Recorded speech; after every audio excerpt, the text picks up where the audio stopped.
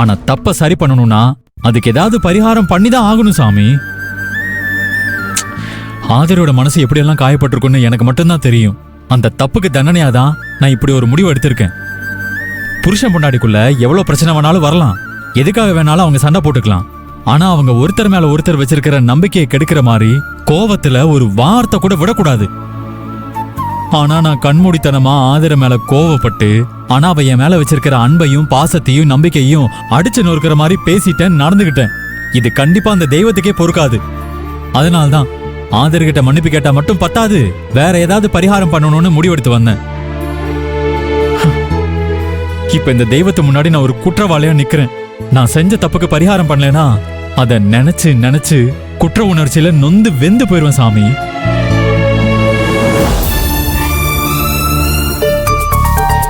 ஐயோ, சிஸ்டர் வேற என்ன காணுமே.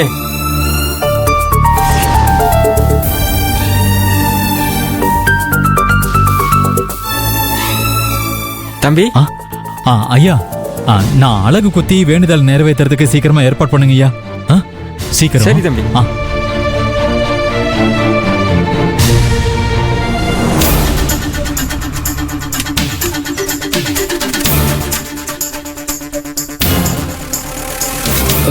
சிஸ்டர் வேற என்ன காணுமே.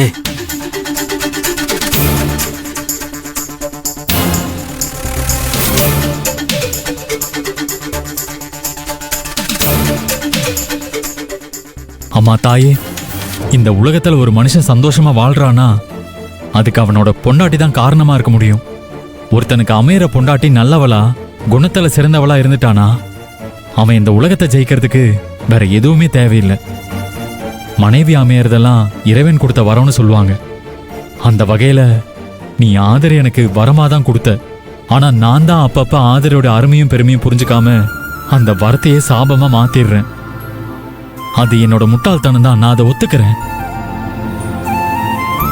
உனக்கே நல்லா தெரியும், ஆதரையை நான் கல்யாணம் பண்றதுக்கு முன்னாடி என் மொத்த குடும்பத்தையும் நான் ஒரே ஆளா தூக்கி சுமந்துட்டு கஷ்டப்பட்டுட்டு இருந்தேன். என்னையும் என் கேரக்டரையும் என் குடும்ப சூழ்நிலையையும் தெரிஞ்ச எந்த பொண்ணுமே என்னை கல்யாணம் பண்ணிக்க ஒத்துக்க மாட்டான்னு நான் நினைச்சுக்கிட்டு இருந்தப்போ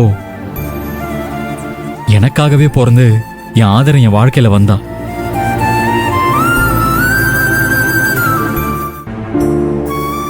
என்னை பத்தி A to Z எல்லாமே தெரிஞ்சிருந்தோம் ஆதரை என்னை கல்யாணம் பண்ண சம்மதிச்சா. ஆதரை என் வாழ்க்கைக்குள்ள வந்ததுக்கு அப்புறம் தான் என் எதிர்காலமே வெளிச்சமாச்சு. ஆதரை என்னை கல்யாணம் பண்ணதுமே எனக்கு ஆபீஸ்ல ப்ரொமோஷன் கிடைச்சது. ஆதர கழுத்துல நான் தாலி கட்டுறதுக்கு முன்னாடி வரைக்கும் நான் மனசை விட்டு சந்தோஷமா சிரிச்சது கூட இல்லை. ஒரு மெஷின் மாதிரி தான் வாழ்ந்துகிட்டு இருந்தேன். பாரம் ஏத்தின வண்டியோட நுகத்தடிய தோல் மேல தூக்கி சுமக்கிற மாடு மாதிரி தான் நான் தெரிஞ்சுக்கிட்டு இருந்தேன். வீடு விட்டா ஆபீஸ், ஆபீஸ் விட்டா வீடுன்னு செக்கு மாடு மாதிரி தான் சுத்திட்டு இருந்தேன். ஆதர தான் என்ன சந்தோஷமானவனா மாத்துனான். வாழ்க்கைய ரசிக்க சொல்லி கொடுத்தா.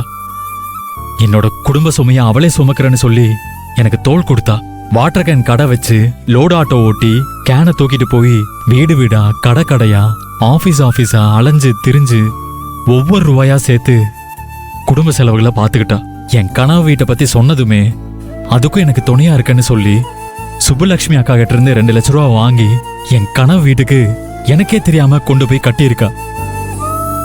ஆனா அவளோட நல்ல மனசை புரிஞ்சுக்காம என் அத்தை சொன்னதை கேட்டு நான் அவசரப்பட்டுட்டேன். ஆதர அந்த 2 லட்சத்தையும் அகல்யா ஜெகனோட படிப்பு செலவுக்கு கொடுத்துட்டான்னு சொல்லி நான் அவகிட்ட ஆத்திரப்பட்டுட்டேன். நான் அவ மேல வச்ச நம்பிக்கைய அவ நாசமாக்கிட்டான்னு சொல்லி என் மேல அவ வச்ச நம்பிக்கைய நான் நாசமாக்கிட்டேன் தாயே.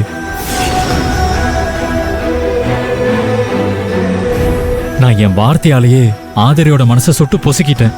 நெருப்பு மட்டும் சுடாது, நம்ம யார் மேல அன்பும் பாசமும் வச்சிருக்கோமோ அவங்களே நம்ம மேல கோவப்பட்டு ஒரு வார்த்தை சொன்னாங்கன்னா அந்த வார்த்தையும் சுடும்.